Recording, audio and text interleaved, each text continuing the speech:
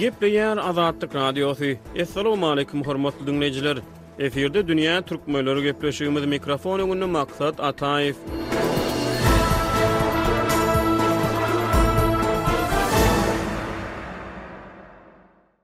Türkmenistanyň Sowet taryhyna ýetişen görnekli türkmen şahyrlarynyň Gurbannazar Ezizow ýaşap ýören bolsa 1 martda 83 ýaşamaldy. Söýgü we sadalyk ýaly ýençe duýgulary hem-de adam kärçilik gylyk häsiýetlerini nepslik bilen wasp etmegi başaran güýz gününiň ýada şöhlelerinden ilham alyp çuň we manyly döredijiligi bilen halkyň aňyna öçmejek ýyl galdyran türkmen Sowet şahyry 1975-nji ýylyň 29 sentýabryna tragik ýagdaýda aradan çykdy. Gullukdan gaçan bir Sowet eskeriniň tüpeňinden çykan zalim ok ýaş şahyryň ömür tanapyny kesdi. Şahyryň sırly ölüm barada türkmen okuyjylarynyň arasyna henide dürli çaklamalar dowam edýär. Kimler Gurbannazar şahyryň dildüşügiň pidasy bolanyny çaklasa, kimler onuň sargyt bilen öldürilenini aýdýar. Ýöne her neçikde bolsa 35 ýaşyň içine manyly ömür we döredijiligi sygdyrmagy başaran şahyr Sowet senzurasyna garamazdan türkmen edebiýatyna we şygyrysyna otuna täzeçilik we öz boluşluk girizmegi başaran seýrek şahyrlaryň biri hökmüne ýatlanýar. Şahyr entek sadalykdan ziýan çeken ýok, sada bolsun oguluňyz, gyýdyňyz, geçsin ýazlaryňyz hereket bilen bereketli gelsin tylla güýdüňiz ýaly fetirleri bilen umydyň arasda duýgularyň ýelçisi ýaly aňlarda ýyz galdyrdy. Ezizow türkmenleriň ýakyn taryhyna sadalygy tutan ýerli wagt etmek bilen hamala minimalizm akımının türkmen toprağından pıntıklanan ilkinci taglimatlarını iş yüzünü eserleri bilen wagt edýärdi. Söýüň meni ýürek söýgü küýseýär, şeýle bir küýseýär ýok çaky çeni, ýekece adama ýeterlik söýgü bilen bir pursatlyk söýüň siz meni ýaly fetirleri bilen okuyjylara serpay wada berdi. Şahlaryň elinden gelmejek serpay. Şahyr wagtyl döwrüň propaganda talaplaryny berja etmäge mejbur galany bolsa, onuň söýgüni päk duýgulary wasp eden fetirleri ebedileşdi. Türkmen okuyjylary megerem Gurbannazary onuň Lenin baradaky ýa-da Sowet Soýuzy barada ýazan fetirleri bilen dälde, güýz gününiň ýada şöhleleri barada ýazan fetirleri bilen ýa-da bir kemsiz gödel ýok diýenmişler. Belki şol gödelem däldir bir kemsiz, belki iş edene ýokdur usuly, belki de özüni söýýändir çensiz. Sen gödel däl, sen köpleriň birisin, sen gödel däl, sen ömrümiň ykbaly. Bolu bersin gödelleriň ýetmezi, sen gödel däl, kemçiligiň borýaly. Ýa-da ýene güýz bolsa saralýar ýaprak saralana durlanýar pikir. Ýatlaýan geçeni öňküden köprek diýersiň. Oňotluk Hudaýa şükür ýaly fetirleri bilen okuyjylaryň kalbyna ebedi orun tapdy. Dünýä türkmenleriniň bu sany Gurbannazar Ezizowyň doglan gününe bagyşlanýar. Pragada ýaşaýan türkmen ýazgysy Hudaýberdi Haly Ezizowyň türkmen edebiýatyna galdyran ýyllary barada gurrun berýär. Hudaýberdi gepleşigimizde hoş geldiňiz. Gurbannazar Ezizow eger aramyzda ýaşap ýören bolsa 1 martda 83 ýaşamaldy. Ol ýatdan çykmajak goşky fetirleri bilen hinidem türkmenleriň arasyna, hususan ýaşlaryň arasyna iň bir söýülip okulýan şahyrlaryň hataryna ýatlanýar. Şahyryň goşky fetirleri toý märekelerde hinidem ýygy-ýygydan ýanglandyrylýar. Siz Gurbannazar Ezizowy esasan haýsy eserleri, haýsy goşkylar bilen ýatlaýaňyz? Men Gurbannazary ähli eserler bilen ýatlaýan sebäbi Gurbannazar biziň edebiýaty höwes bildirýän döwrümizde edebiýat meýdanyna geldi.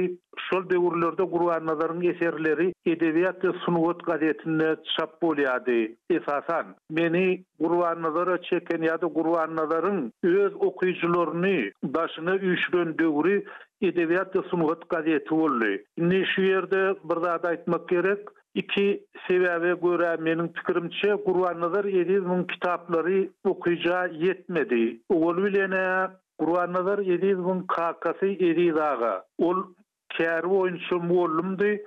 Şol geçen watançylyk urşuna gatnaşýar hemde urşda ýesir düşüp Mauthausen türmesinde bolup durgaty horlanypdyr. Şol ýesirlikde bolan adamlar Stalin tarapyndan ýazgaryldylar. Soňam Stalin döwründe kakasynyň günäsine ýa-da kakasynyň eden hatasyna ogly jogap bermeli däl diýilen dil ýüzünden bir görkezme wadiýony oňa garamazdan olaryň çağalaryna hamana dönüň çağasy ýesiriň çağasy hökmünde garalýady. Belki şonuň üçindir belki de Gurbannazaryň täzeligi üçündür. Ol edebiýaty uly täzelik getirdi. Türkmenistanyň şertlerini Gurbannazaryň ýazgarly, ony abstraksionizmde aýpladylar. Nimeň diýjek bolýan belki soňky täzeçilik abstraksionizm bilen baglanyşykly tanqid täsir edendir. Belki de onun kakasynyň Mauthausen türmesinde bolany täsir edendir. Garaz onun kitaplary çykmady. Şoň üçin Gurbannazaryň eserlerini halk köpçüligine ýetirýän edebiýat sungat gaýety bolýar. Şonu aýratyn bellemek gerek. Hormatly dinleýijiler, gelin gepleşimiň şu ýerine Gurbanazar Ezizowdan bir goşgy dinläýäliň.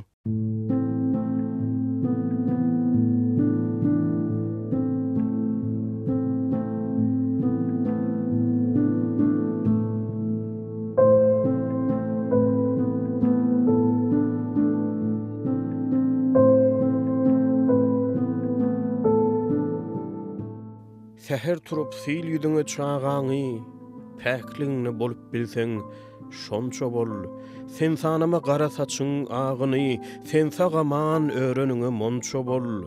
Biz hemmämiz şatlyk üçin dogulduk, şoň üçinem geçdik ine şunça ýol. Şat günleriň köp bolmanyna gynanma, şat günleriň bolanyna monça bol. Goňşuýyňy gowdgama göçmesin goňşuýyň, goý öçmesin, sen ölçerme oduny, ayaklaryň ätjek ädimin äder, göreşleriň görer görjek zadyny, seher turup sil ýüzüňe dünýäni, giňliňni bolup bilseň şonça bol, bu dünýäňe mahsus ähli zatlaryň senden sowlup geçmeýänine monça bol.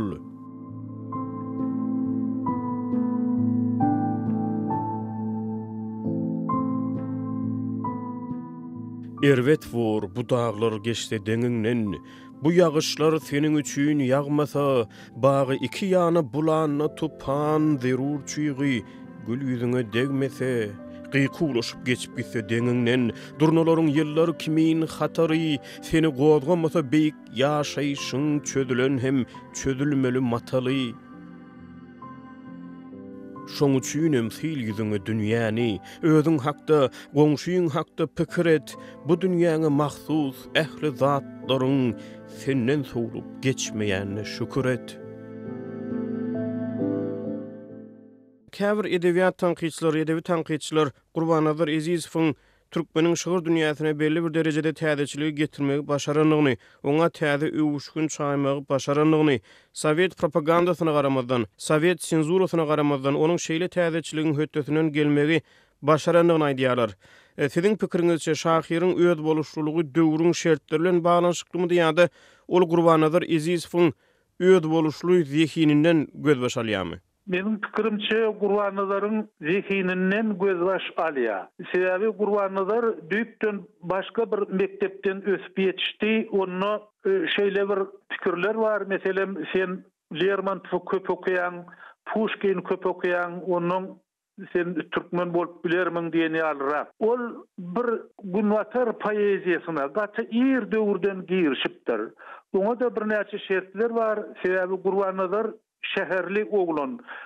Şäherde öňmesen ors dilini oňat bilýär. Şonuň üçin ol günwatar poeziýasyna gowy girişipdir. Ol Pushkin'i Lermontow oňa döwrenipdir. Soň 19-njy asyryň aýagyna 20-nji asyryň başlaryna bolan kümüş döwür diýip bir döwür bar. Edebiýatyň kümüş döwürü diýerler. Altyn dälde kümüş döwürü.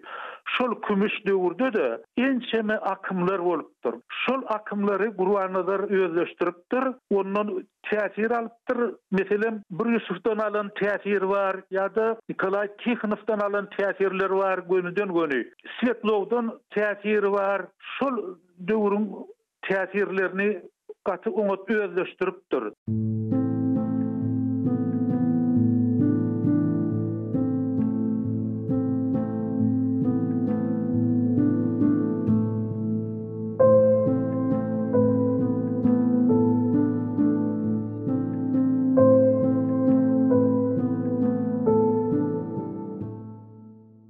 Maňa seniň gözleriňden gitme ýok. Maňa seniň sözleriňden gitme ýok. Düşün, bu dünyada sonku gün için senin şadlık hem gussana bağlı men, senin yüpök gijelengnen gitme yok, senin aydın günnüzlöňden gitme yok. Bu garagol jahillikden giderin, ol hasaly gojolukdan giderin, çünkü men olardan gitmän bilemok, emma senin ökbalyňdan gitme yok. Men zemin, sen bolsa ullakan asman, saçyňy nur edip üstüme dökýän, emma düşünlälem şeýle gün ogur, taşlaryň gar bolup üstüme ýagar, şonu ak saçyňy syýlyp ýüzüme, gararyn belentden ýeriň ýüzüne.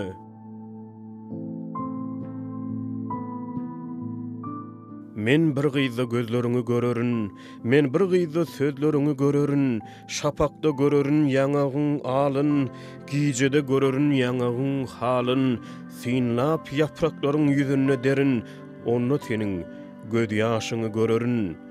Zemin aýlanyp dur, oňotluk örän, hiç bir güýji oň ýoluny tutma yok, dünýäň her gülünde men seni görýän, şonuň üçin bu dünýeden gitme yok.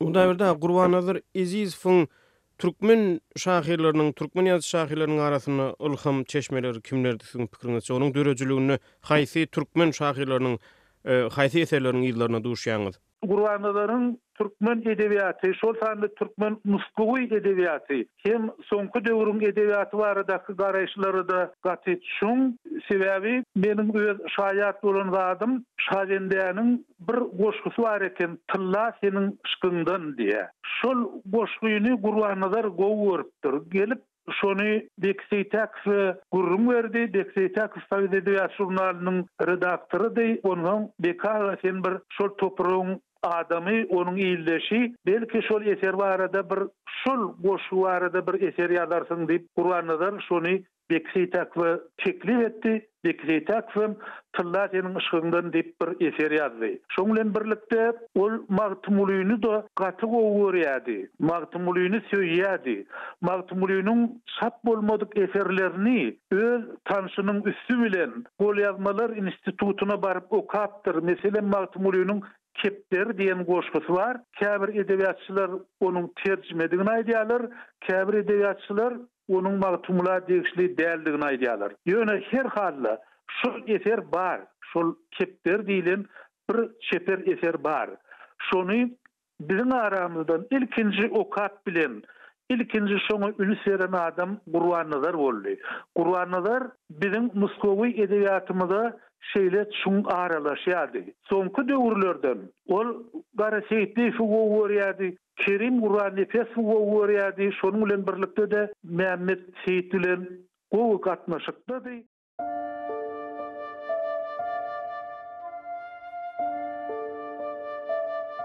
Men bugün seher oýanyp çykdym läle zarlygy, defämisi ümmülmez gümmede gödüm düşdi. Bu äleme guwonnum men barlygy, ýylda solup bak solmaz güllere gödüm düşdi. Güýdüň agras köçesinde ýaprak kowlaýar şemal, men onuň waspyn edipler tapmak isledim wysal, 100 sowal wysalyn tapdym galdy ýene 1000 sowal jogapsyz ýörün dil bilmede gödüm düşdi. El ayaksyz merdiwansız buldun göge galyşy, gunçolaryň açylyşy, tergülleriň soluşy, tebigatyň şu ajaýyp baş sazy çalyşy, bizi uran sallançygy, dözlere gözüm düşdi. El hünäri il gezermiş, aň hünäri dünýäni. Sen watansız hasap etme gonyp göçen durnany, onuň üçin serhet bolmaz, ol dünýäň benni wany, bir-birine gollar beren illere gözüm düşdi. Eger senin köngül içre bolmasa hoş sözleriň, sen ony öten ärleriň diwanyndan gözlegin, çünkü bizden soňky döwre dikip baky gözlerin, biziň hoş sözleri mätäç günlere gözüm düşdi.